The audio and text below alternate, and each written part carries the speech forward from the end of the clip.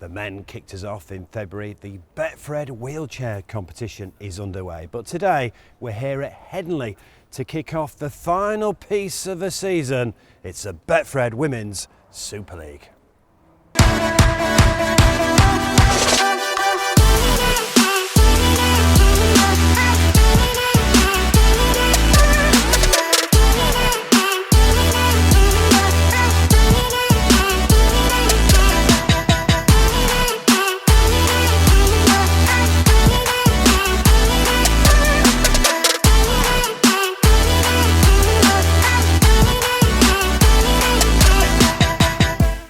So there's no better place to start than the home of the champions, that's for Leeds Rhinos, and their new skipper, Hannah Butcher. Hannah, thanks for joining us. First of all, congratulations on being made skipper. Thank you very much. It was a bit of a shock, I must admit. I've been vice captain for a few years, but I've been quite happy in that role under Courtney, and I think we had a good relationship. So to take it on myself alongside Caitlin, a big step, but something I'm looking forward to. What did you learn off Courtney? The main thing, just probably composure. She's always really composed, really calm. Just a great leader in the middle of the field, directed us round a little bit, but little things off the field as well, you know. Just really respectful of everybody, really mindful that people are different and need to be approached differently, and just setting a good example, whether that's coming to training early, getting some extras in, or you know, doing extras in the gym, etc., stuff like that. And she's decided to retire, but she's still going to be around the Leeds Rhinos. Yes, she is. We actually had a bit of a pre-season friendly against Warrington on Sunday, and she was there. She was on our bus. She was running the kicking tee. So yeah, she's still going to be involved. She's been down for a few training sessions, doing some kicking practice with the kickers on the side. So yeah, it's always nice to see her face. Now you're going to kick us off live on Sky. Easter Sunday, part of a double header, the men's team here as well. How big is that, kicking off the season live on Sky? Oh, it's absolutely huge. I think Sinead said earlier, it's what little girls dream of. To be at Headingley as well, to be at home, that's massive for us, and it's just an opportunity for us to lay the platform. But obviously we've been on Sky as well. Just everybody's buzzing for it. And you've played the game for a number of years now, so to be live on Sky is a massive boost, isn't it, to start the season? Oh yeah, definitely. To be on Sky, you know, people have been able to watch from home, but obviously to be the first game and us playing at home, it's huge for the girls. You've made a couple of good signings. Amy Hardcastle, what does she bring? Oh, what doesn't she bring? She's fantastic, is Amy. When the signing was announced, I can remember thinking, oh great, I don't really have to defend, won't have to defend her anymore. But then I didn't realise that she does actually train with me 2 or 3 times a week, so I do have to try and tackle her in training. But yeah, she's brilliant. She's really athletic, really good signing. And is that looking to improve because you're the current champion, so you're not standing still? You're looking to improve as a squad? Oh yeah, we're never complacent as a squad. We'd never say, you know, anything's perfect. Everybody individually has always got goals and targets to be working on, as the squad as a whole, just to improve us. And Hannah, what did it mean to win that grand final last year? Because York were the league leaders going into that game, but you lot won the grand final. What did that mean? Oh, it was a very, very emotional day, and I think just to end a season on such a high was great for us. There were a lot of celebrations. I think it just, we reflected and just thought the hard work has paid off. So what is success for the Leeds Rhinos this year? Settling back into the season, but we're looking ultimately to win as much silverware as we can. We want the treble. There's also the nines competition as well that's being put in there. But yeah, the ultimate goal is to win as much silverware as we can. Do you feel that we're something special now, that the women's game is going in the right direction? Yeah, definitely. I think year on year it's definitely been building. For the first game of the season to be on Sky, I think that's the first. And then obviously fixtures throughout the season. It's just going to build that platform and get us exposed. And it's a huge game to kick off, isn't it? It's a repeat of the grand final against York here. Yeah, definitely. It is going to be a tough game, but that's what we've been training really hard for in pre-season, so we will be ready for it, as will York, and it's going to be a really good game. Well, Hannah, thanks for joining us. Good luck being skipper and good luck for the new season as well. So Hannah and the Leeds Rhinos will kick us off on Easter Sunday live on Sky against York. Now here at the Sportsman, we brought you 5 live women's games last season. We're going to bring you plenty more this campaign. You're watching the Sportsman Rugby League, the home of Rugby League online. Subscribe for exclusive live games from the Betfred Women's Super League and Challenge Cup.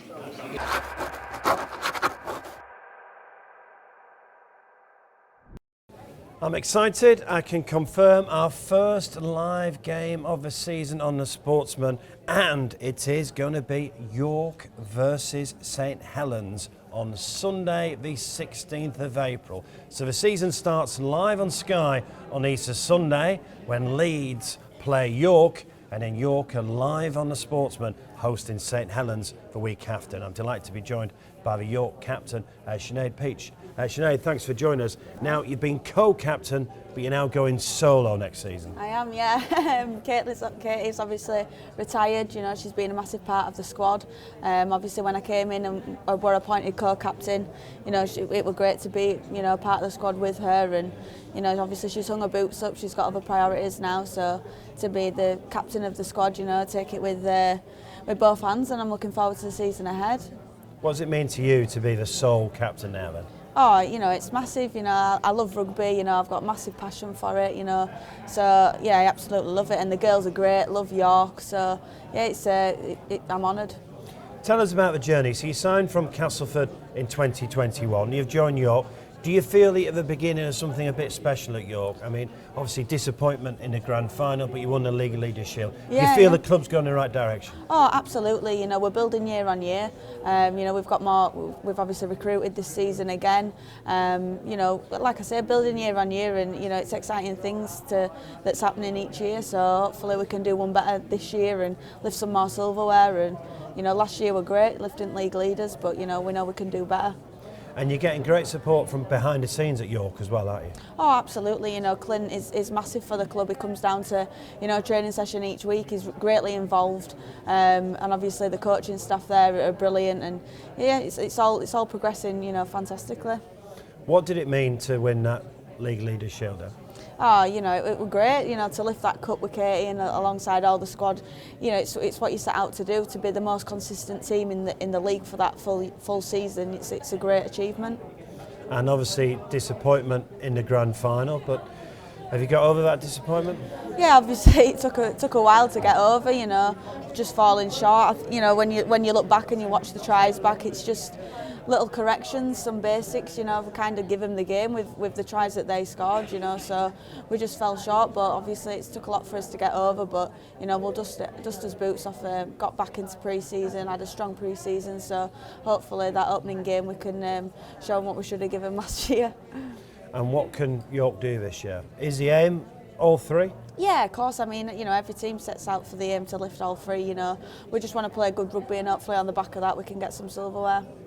Do you feel quite proud today as a captain of York, and this launch here, this fabulous stadium, Headingley, and there's plenty of press here, plenty of interest. Do you feel quite proud?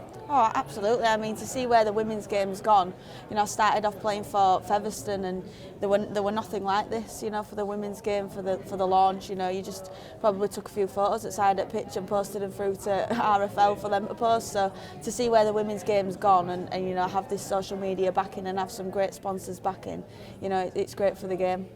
And do you feel like you're role models? I mean, you know, there's a pathway now, isn't there, for young girls? Yeah, absolutely. And, you know, you'll go to certain places and you know, there's young girls that recognise you, there's women that recognise you. You know, they want photos with you. You know, they're obviously wanting to come watch you play. So it's great to be recognised. And yeah, you see yourself as a role model and that people look up to.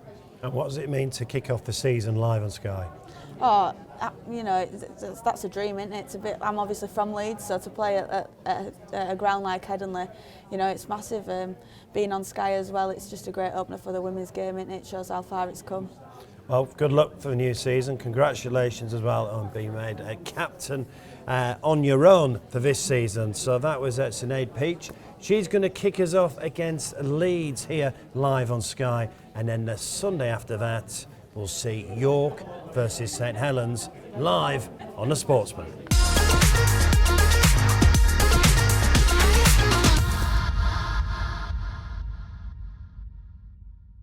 And we're continuing our build-up to our first live game, which is York versus St Helens on Sunday, the 16th of April, with the St Helens captain, Jodie Cunningham. Jodie, how are you doing? Yeah, good, thanks, Mark. Are you?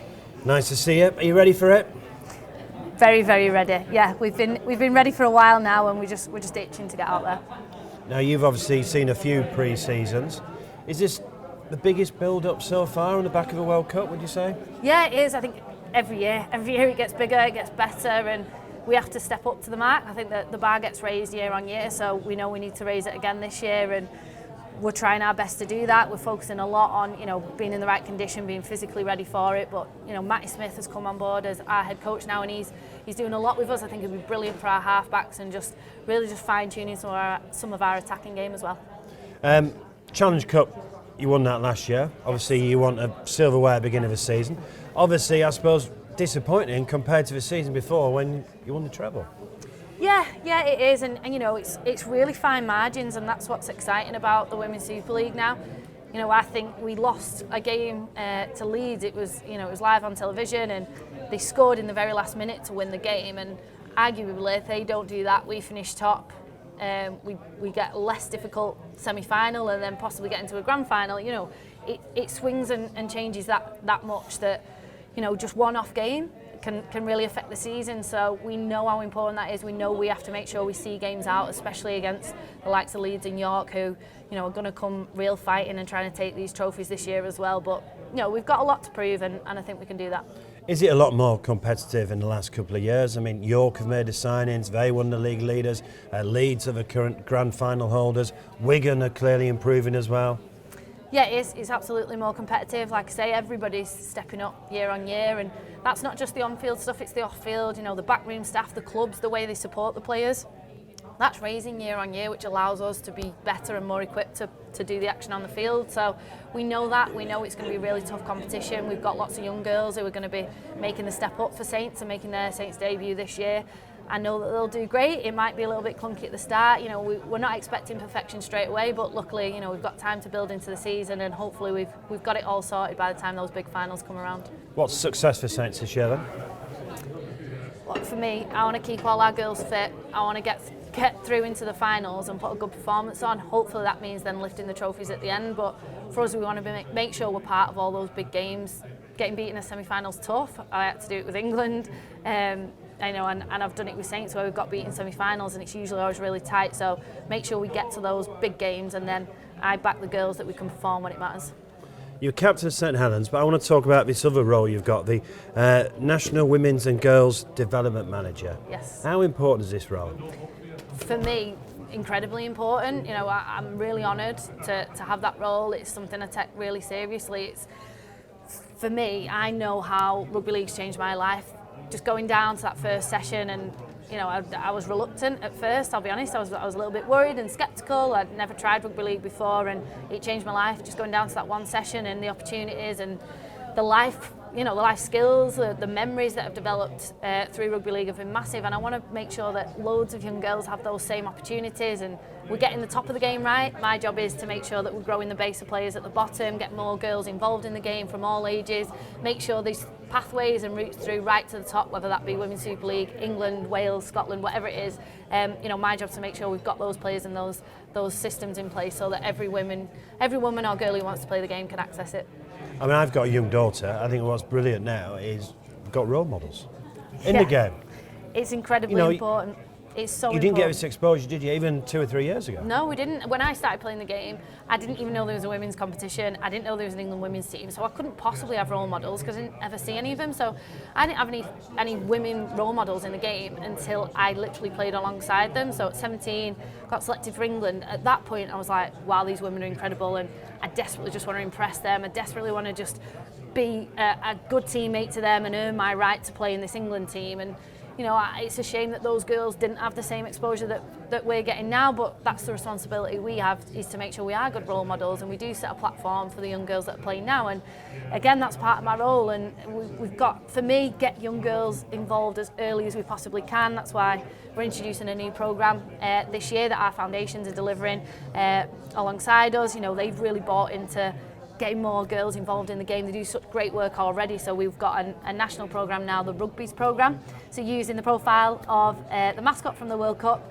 and basically creating an environment that is designed for girls. Mixed rugby league works for some, but not for all girls, and it's taking some of those barriers away, making sure young girls can access rugby league. Breaking down barriers, isn't it?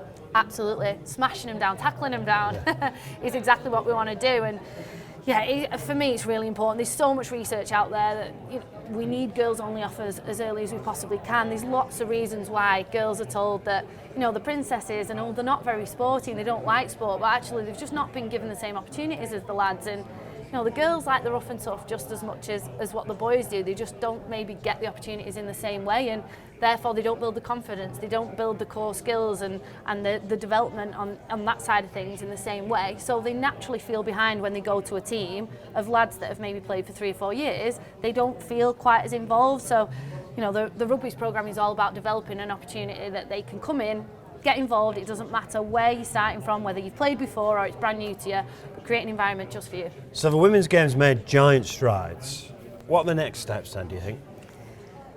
Who knows where it could be? Honestly, if you'd told me what this year would look like 3, 4 years ago. Kicking off on Sky on Easter Sunday with a double header here. You would just, I wouldn't have believed you. I wouldn't believe the opportunities we're now getting, like you say, live on Sky, playing stadiums like this. You know, this is a dream. When you're a young girl and you're supporting, you know, whichever Super League team you support, you know, all you want to do is pull on that shirt and get the chance to play in those stadiums, and we get that now.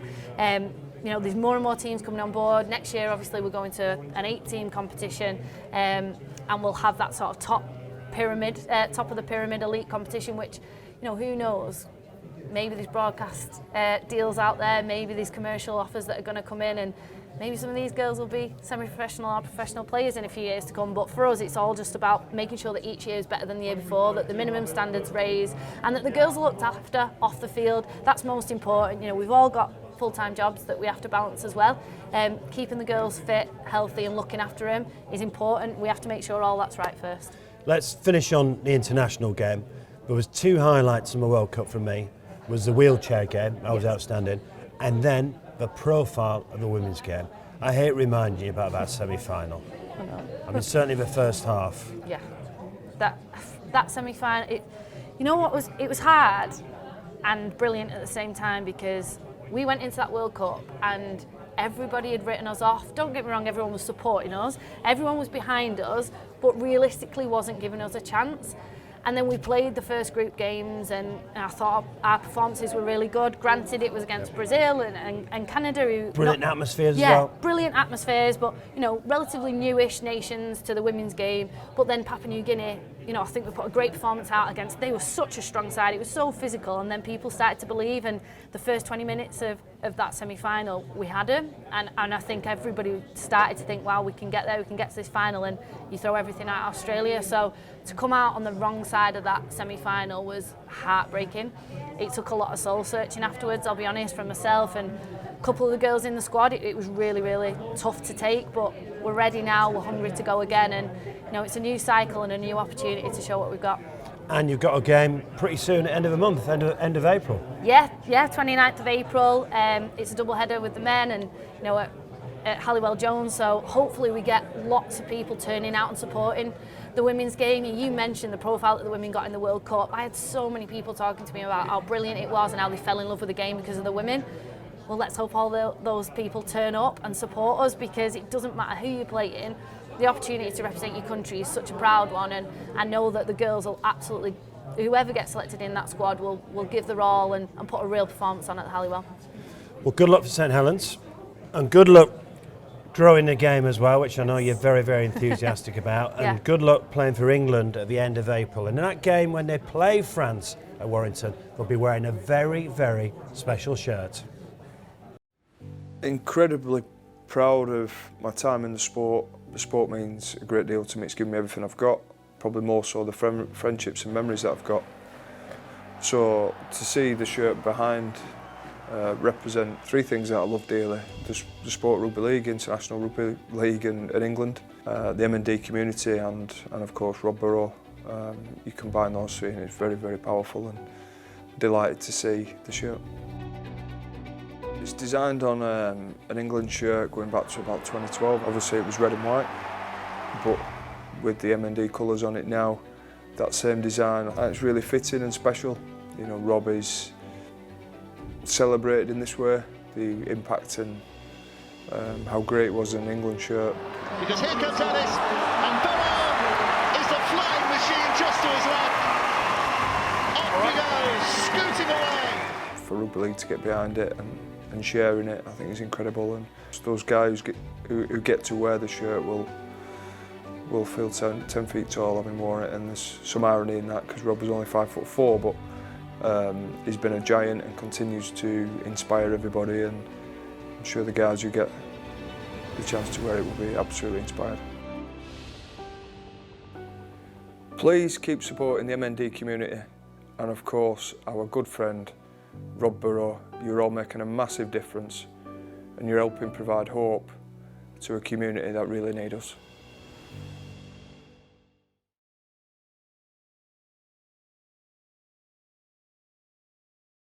And joining me now is a brand new England coach, Stu Barrows. Stu, first of all, congratulations on your appointment. Thank you very much. Yeah, really excited and honoured to get it. And just tell people you have been involved in the England setup for a while though, haven't you? Yeah, so I've been the head of Pathways, so for the last 3.5 years I've overseen the whole England programme, including the DICE, which is the under-18s, the England Knights and the England Seniors. And we're here at the launch of the Betfred Women's Super League. Pathway is what it's all about, isn't it? It is. It's putting aspirations in for the young girls who are playing in the community clubs now, that they can see that there is things to elevate themselves to. So whether that be, like I say, the 16 to 18 representative programme, the England Knights and the England Seniors. So this is a promotion, this is a step up. Did you have any hesitation when you got asked? No, not at all. I'm a coach by background, so to get back on the field with a bag of balls is what really excites me. So I'm looking forward to the challenge. And what do you think you can do with this women's team? I think the opportunities and the possibilities are endless, really. We laid a good foundation in the World Cup, and it's now a chance to build on that and try and take us to the next step. I spoke to Jodie Cunningham, and I said the two things that struck me about the World Cup were the wheelchair game. That was just awesome. That was brilliant to watch. And then the women's game, giving it the platform it deserves. Exactly, and we've now got to build on that platform, you know, so it's put us out there publicly, it's made us recognisable as players, and we've raised the profile of the players as well as raising the profile of the game, and we've got to take advantage of that with this early international and the Women's Super League and keep that momentum going. Have you spoken to the team since? Because obviously for 20 minutes in that semi-final it was going great, wasn't it? It was, and we've got together and we've had a couple of sessions already, and we've reflected on that, and we've shown some video footage, and we've talked about where we were at and how good we were at that stage, and I don't think the players realised how comfortable they were in that first 20 minutes. So yeah, we'll take some lessons from that going forward. And I suppose your job, we're going to talk about the international that's coming up at the end of April, but your job is this, what, just a 3-year cycle now to the World Cup in France? Yeah, it's short, but that's exciting, and I think for some of the senior players in the squad, they're not seeing it as 3 years, they're seeing it as 2.5 years before we fly out there, so they're looking at it and saying that's attainable. If I keep my form and keep working hard in the Super League, I want to go back and put some of the wrongs right, which is exciting.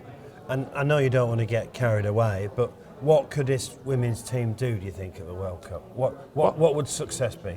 Well, for me, we've definitely got to make the World Cup final, and that's why I'm sat here. I wouldn't come in if I didn't think we could make the World Cup final. So that's what we're aiming to do. And when we get to the final, we want to win it. So that's what we're looking for in the future.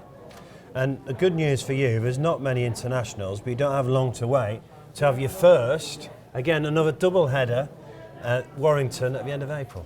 Yeah, it's come really early, hasn't it? The girls will have only played one Super League game and one Challenge Cup game before it, but that again brings its own challenges when we go into that international, which is exciting for me to watch, actually, to see if they can solve some problems this early in the season. So we're looking forward to it. Keeps the momentum going on the back of the World Cup and gets everyone re-engaged, ready to go forward to the next World Cup.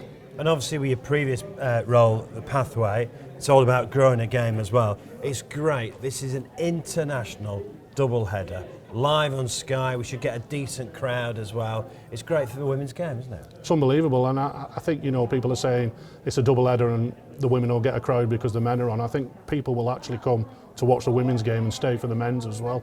So yeah, it's really, really good. The profile's raised, we're in a big stadium and we're bouncing back ready to go again.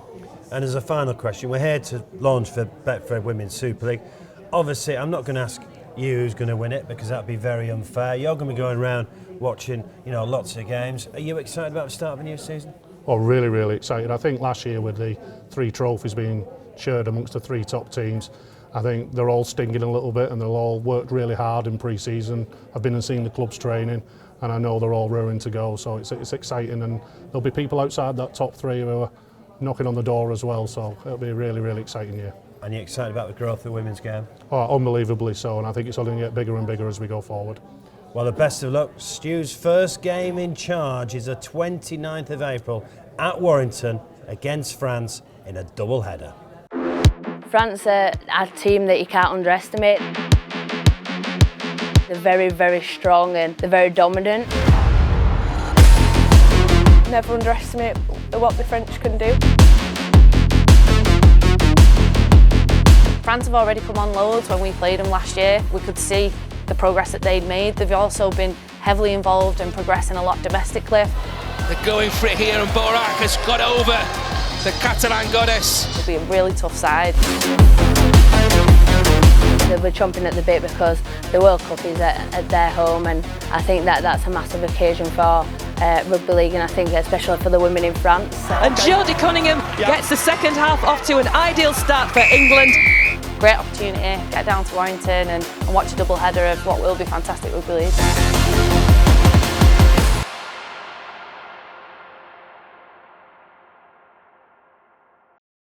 Well, let's turn our attention back to the Betfred Women's Super League. I'm delighted to be joined by Wigan Warriors' Rachel Thompson. Thanks for joining us, Rachel. I don't like to ask this question first of all because you've been out for such a long time, but how are you getting on?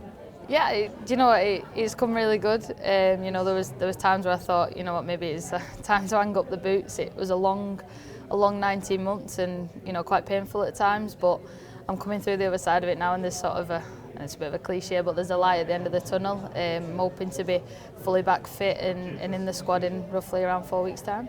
How tough has this 19 months been? It's been very tough. You know, I'm surrounded by a great bunch of girls, and the coaching staff at Wigan and the physios have been great, and I think without them, you know, I probably wouldn't be sat here now talking to you. They've really kept me going and really made me believe that, you know, it is possible to get back out there. There's been some really dark times, but you know, it's all come good in the end. Because you were Wigan's first ever signing, weren't you, back in 2018? I was, yeah. Seems like a long time ago now, and it's just massive where the game and the club have really come. So for me to be the first ever signing was just a massive privilege, but now I'm just looking forward to getting back on the pitch and leading the girls from the front and not the sideline. What can Wigan do this season then? Because it's getting more and more competitive every year, isn't it? We've seen York improve a lot. Leeds have made a couple of good signings. Saints are always going to be strong. How tough is it going to be? Yeah, it's going to be really tough, you know, but that's what you want. You want these games to be tough. You want to compete with the best. You know, you don't really want to batter a team 8-0. You don't learn anything from it. You want to compete, and I think we've got a really great team this year. You know, we've got some really young girls coming through, but some great talent on show, and I just can't wait for everyone to see what they can do. Because you know what it takes to win the grand final. You did it back in 2018, didn't you? Yeah, we did. You know, we've lost quite a few players from then, and we've had to rebuild. But as a club, you know, you play for Wigan, and they're used to winning trophies, and that's what we want to do for the team and for the town. Do you feel really part of a Wigan setup now, the ladies team? Yeah, massively. You know, we're at the club now, everyone's under one roof. We've got some great facilities that we use. We really feel like we're part of one big family. Right, so this is Rachel Thompson on the comeback trail. The very best of luck with that. Hope to see you back on the rugby pitch soon, and thanks for joining us. And of course, Rachel is at Wigan, and it's Wigan St Helens is just one of the big rivalries. We're going to have a Betfred Super League on Good Friday. I'm expecting fireworks tonight. It's not just a normal game. That Good Friday feeling, nothing beats it.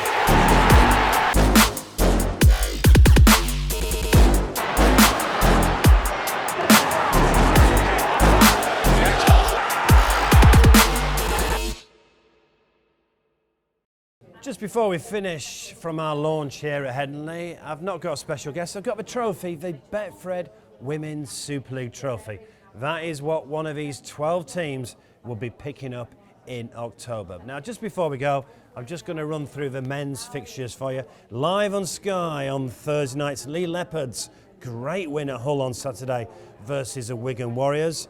Also on Sky on Friday nights, Hull KR versus our host today, but Leeds Rhinos. He has a good win against the Catalans last Saturday at lunchtime.